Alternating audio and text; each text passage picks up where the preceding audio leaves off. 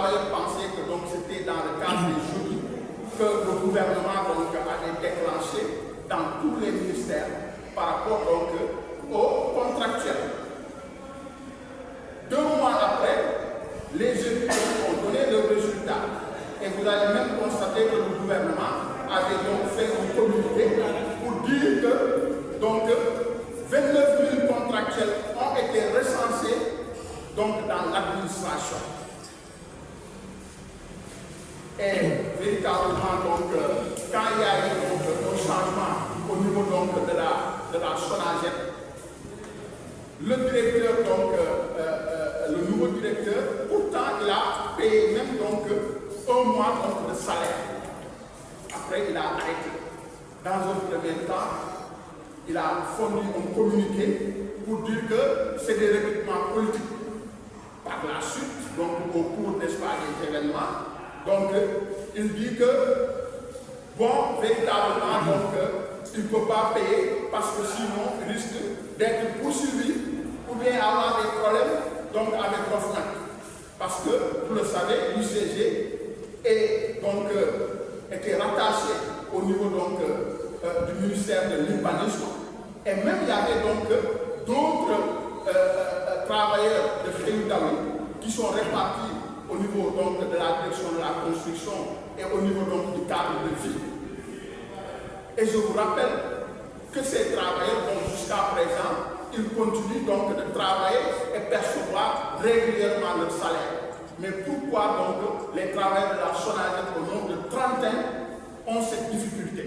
Alors que l'argent, n'est-ce pas, qui était logé dans cette structure, n'est-ce pas, dans le cadre de Féludaoui, l'argent est déjà sur place. Pourquoi le directeur de la SONAGED, n'est-ce pas, Ababakar Sarr, refuse de payer ses travailleurs? Et je signale que depuis ce jour, il continue de travailler. Il continue, n'est-ce pas, d'aller au bureau et véritablement faire leurs tâches quotidiennement. Beaucoup de démarches ont été entreprises. Le directeur de la SONAGED, on lui avait adressé une missive pour véritablement apporter des solutions à cette terrible, n'est-ce pas, situation auquel ces travailleurs sont confrontés.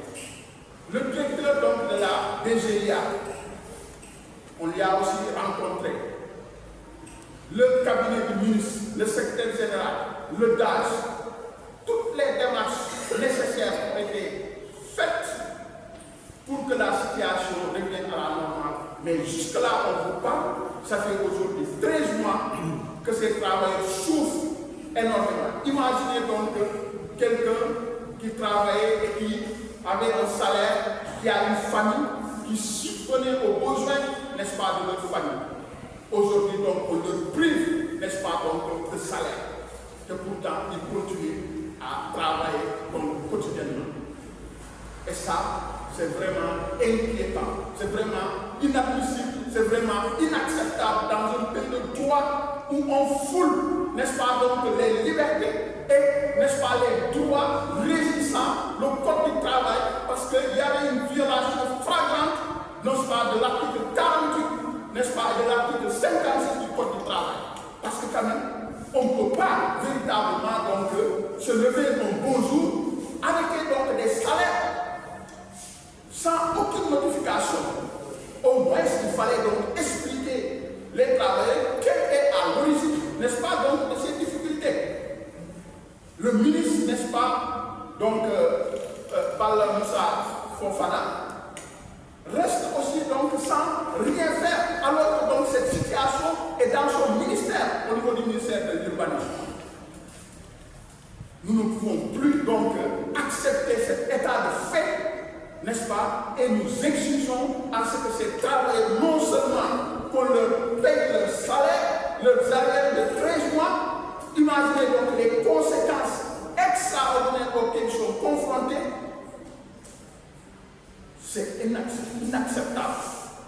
Pourquoi véritablement dans ce pays, depuis l'avènement de ce régime, les travailleurs souffrent, surtout les contractuels?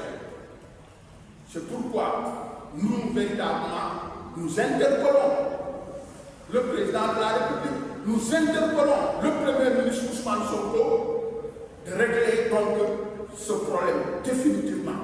Parce que les autres travailleurs qui étaient donc, n'est-ce pas, dans le même contexte que ceux de la SONAGED sont en train de travailler et de percevoir le salaire dans un même ministère. Pourquoi donc ces gens-là, donc on leur prive, n'est-ce pas, de salaire, on leur prive de contrat? Ce n'est pas possible. Le Premier ministre nous lui demande